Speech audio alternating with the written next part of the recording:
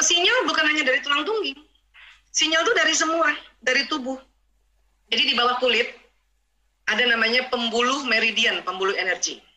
Ya, persis di bawah kulit, cuman kita nggak bisa lihat, ataupun kita ya lukakan kulit kita kletek itu nggak kelihatan karena dia bentuknya energi dan hanya bisa dilihat lewat sekarang pakai alat namanya mikroskop elektron, bisa dilihat sekarang. Nah, jadi di tubuh kita ini dari ujung rambut sampai ujung kaki ada 360 ya bulatan-bulatan tadi. Yang terbesar itu di sini, di dada, di kolb. Karena di situ keluarnya gelombang itu kencang. Ya.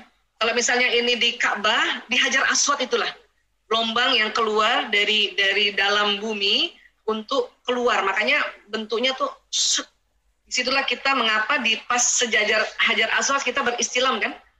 Ya.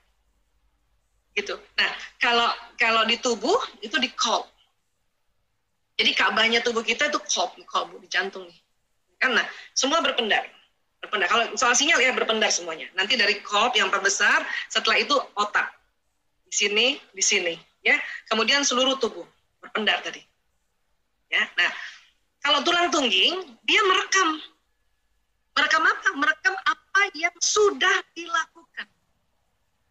Bahkan merekam apa yang baru diniatkan. Dia merekam.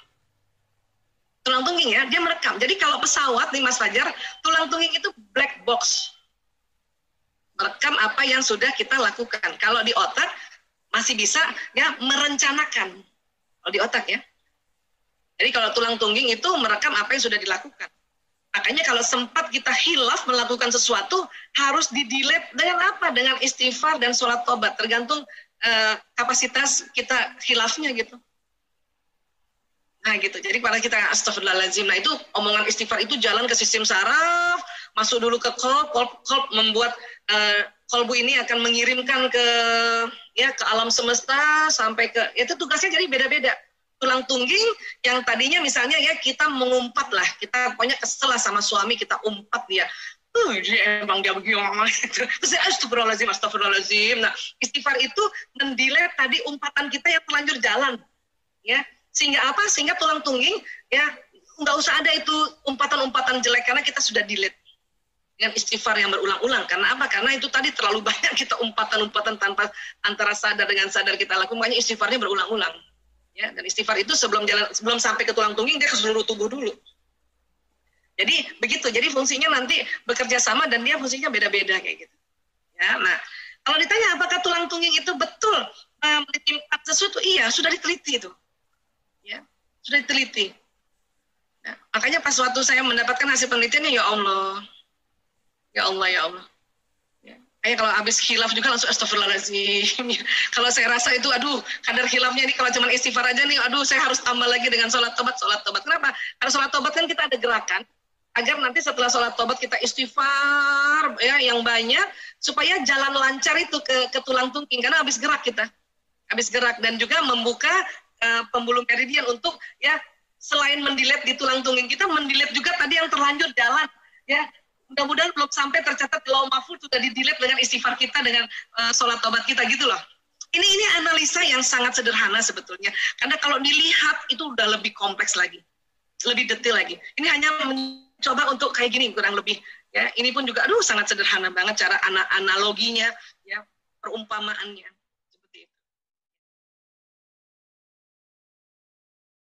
Dalam keluarga kan kita memang harus ada pendekatan-pendekatan ya, dan diharapkan pendekatannya itu yang benar, baik dan pantas ya. Maksudnya pada anak umur yang masih antara umur 6 tahun sampai 12 pendekatannya beda, yang remaja beda, yang dewasa beda ya. Nah, namun kita perlu juga bikin sebuah pertemuan keluarga sebetulnya, meeting keluarga inti gitu. Yang rutin sepekan sekali kah, atau memang kalau sanggup setiap malam ketemu. Nah, disitulah ya saling mengingatkannya. Ya, termasuk juga mengingatkan ya apa saja yang mau dilakukan nanti seminggu ini gitu. Nah, di situ juga misalnya nih hari Ahad sore ya Bunda masak masakan yang agak berbeda dibanding hari-hari sebelumnya, atau yang nggak bisa masak ya sudah di telepon aja. pesen masakan gitu ya. Nah, di situ kita ngobrol, ngomong kalau perlu Bunda punya catatan, kayak saya misalnya punya anak banyak ya, itu ada punya pos itu yang kuning-kuning tuh, ya nanti tanya, ya besok kamu sekolahnya dari jam berapa sampai jam berapa nak? Sekian sampai sekian Bun, ya 7:30 aku sampai ekskul Bun sampai jam 5 Bun. Berarti kan kita udah kebayang tuh, Ananda akan pegang gadget dari jam 8 sampai jam 5. Ya kan? Nah, tapi kan ada waktu-waktu istirahat. Ya kan juga bosen tuh kalau setiap hari. Ya. Saya aja kalau udah 2 seminar udah nih, ya bokong udah mulai sakit, mata udah mulai berair gitu ya. Nah di situ nanti ditanya, kamu nanti istirahatnya nanti di mana, mau main apa, mau searching apa nak? Saya begitu. Ya. Di luar waktu sholat dan waktu makan ya. Nanti anak saya juga bilang, Bu, aku nanti mau ini mau dengar beritanya Korea gitu. Anak perempuan saya masih juga, karena memang eranya ya sudah, yang mana berita apa tuh BTS misalnya. Oh, ibu nanti kalau sempat ikutan ya lihat. Kenapa saya mau ikutan lihat? Bukan apa-apa, mau tahu aja apa sih yang digandrungi anak-anak, apanya ya yang digandrungi gitu. Jadi nggak boleh terlalu langsung, nggak boleh nak. Nah itu dia nanti malah menjauh, apalagi sedang remaja kan. Nanti juga tanya sama yang kakak-kakak ya, Mas Lanang misalnya, Mas Lanang hari ini bikin konten YouTube-nya kapan? Karena kalau udah besar, karena ini era digital ya, gadget ini yang dipakai banget untuk bekerja, ya kan? Ya kerjanya selain sebagai dokter bikin konten YouTube tentang seperti ibunya juga ya menyampaikan tentang seminar-seminar tentang diri manusia atau watak, tapi versi anak milenial kan. Jadi kita tahu gitu. Mas Jalur sama Mas Kakung sekarang main apa nak?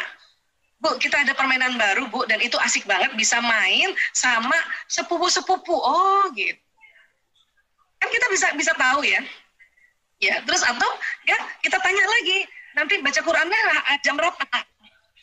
Aku baca Qurannya di gadget aja Bu, karena di gadget gampang langsung bisa terakses, dan kalau mau dengar bagaimana cara bacanya aku tinggal klik aja suaranya Bu. Jadi anak-anak ya di era sekarang dia lebih senang baca Qurannya di gadget dibanding di mushaf. Kenapa? Buat mereka karena itu lebih gampang, apa-apa lebih gampang. Bahkan kalau kita lihat anak kita lagi pegang gadget, jangan cepat-cepat berburuk sangka dia main. Ya lihat aja dulu, datangin belakangnya, oh lagi murojaah. Oh lagi bikin tugas, lagi searching di Google. Oh lagi baca buku. Anak saya Mas Priyo sekarang ini lagi tugas di Grogol, di Jiwa, di Rumah Sakit Jiwa Grogol. Saya lagi lihat dia, terus dia lagi nonton apa? Film orang sakit jiwa. Jadi kita ya hindari berburuk sangka setiap anak pegang gadget dulu. Lihat dulu barangkali dia sedang baca Quran, dia sedang baca buku atau sedang belajar. Nah itu lagi pendekatannya.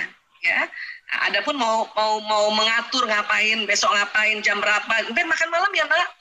Nah, misalnya hari Minggu ini nih, hari Minggu yang ini kita mau bilang bahwa Sabtu depan kita makan sama-sama ya nak, nanti ada misalnya gitu ya, ada yang milad kita makan, itu udah diomongin 1 minggu sebelum, sehingga anak-anak juga sudah mulai bisa ngatur. Tapi kan masih kecil Bu Aisyah, anak-anak dari kecil udah diajarin bagaimana memanage apa yang bisa kita lakukan bersama-sama. Jadi kayak gitulah kurang lebih ya, dan nanti masing-masing keluarga punya SOP-nya sendiri-sendiri. Ya, karena nggak bisa sama. Ya, itu yang kami lakukan.